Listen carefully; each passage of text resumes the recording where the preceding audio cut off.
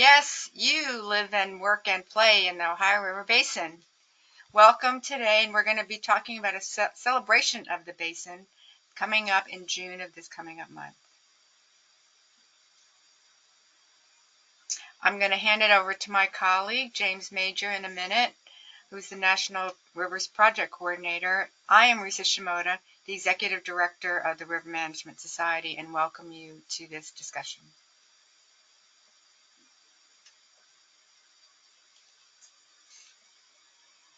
The Orba Recreation Group's mission is to be nationwide known, meaning we would like for those across the country and even internationally to know that we're a destination for the solitude of our headwaters creeks, the super excitement and super scenery of the rivers and streams in the basin, the tons of wildlife, and of course the cultural history that's here.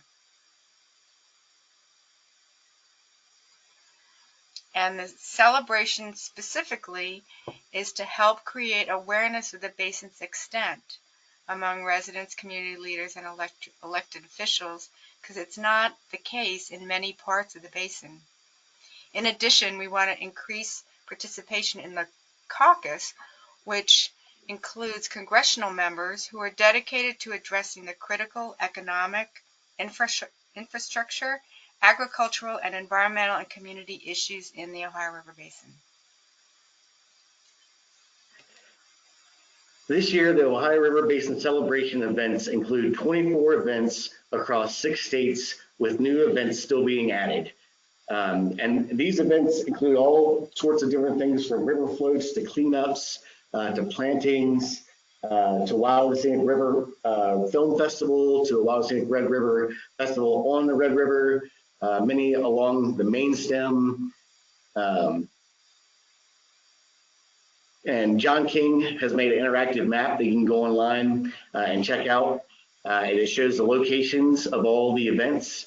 And when you click on the icons, it'll then bring up a pop-up box that'll show you where the event is, when it's being held, where it is, how to get in contact with the people, and a little bit of overview about each individual event. So it's pretty cool, and it's varied across the basin, not just the main stem of the Ohio River, although that has a great majority of the events this year, but also as far away as part of the Tennessee River Valley to the south, and all the way up into northern Ohio in the north.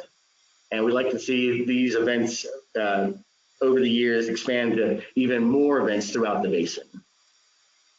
In addition to the online maps, we are also providing infographics to the individual events so that they can hand these out to their potential caucus members, the congressional folks that might show up, or just even local officials that might like to participate, so they have a better idea of where they are in the basin, they are part of the basin, and that the events that they're holding are important and can be celebrated as a basin-wide event too.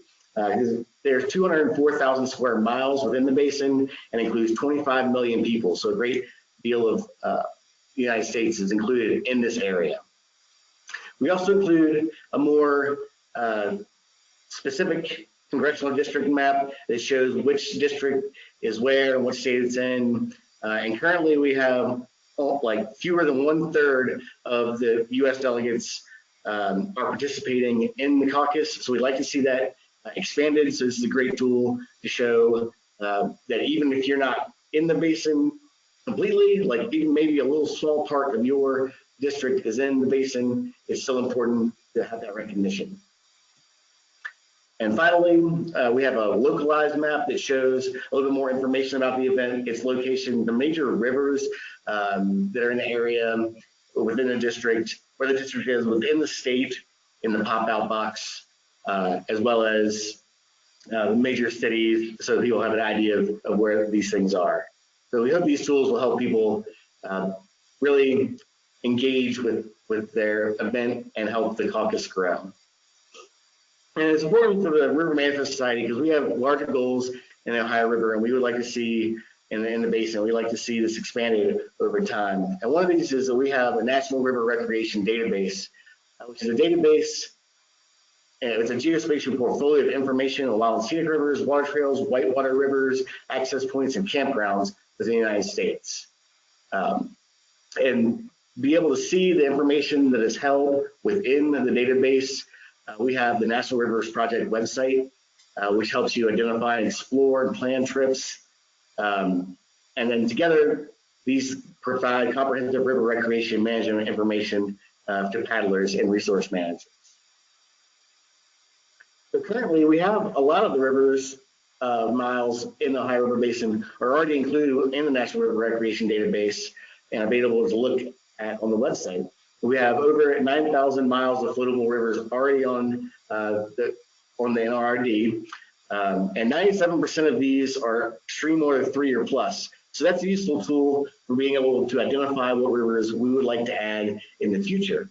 And so by identifying those stream order 3 and above rivers, we're able to identify over 46,000 more miles of potentially boatable streams to add to the National River Recreation Database. And that would be a cool way for paddlers to be able to access all the rivers within the day. So it's a nice goal for us to have to eventually get to.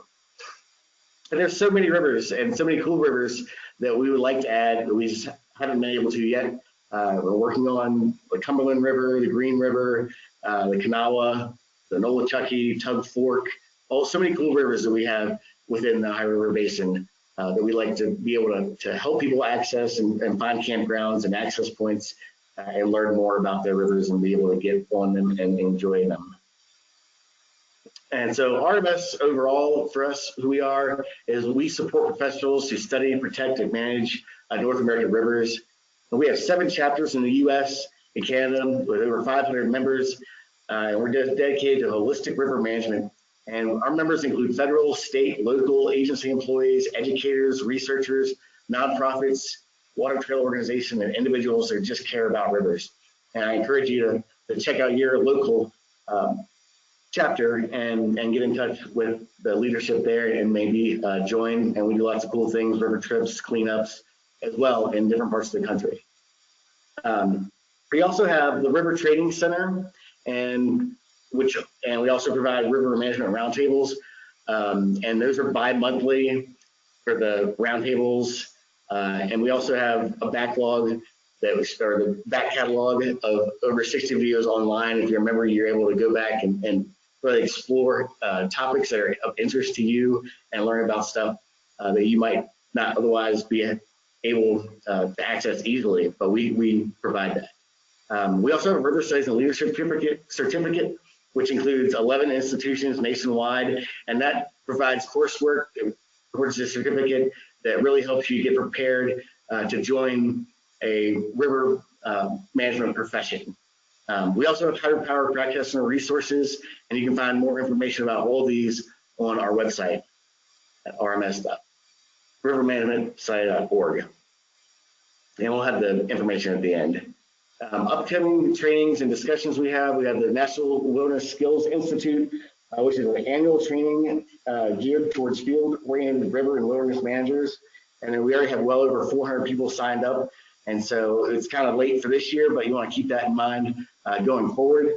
The River Management Roundtables is bi-monthly, and the next one is on May 26th. And it's about sexual harassment in the whitewater rafting industry, learning how to deal with that issue. And to learn more, again, visit the RMS website. And we would like to thank you for joining us today for our part of the talk. And we hope to hear from everyone soon.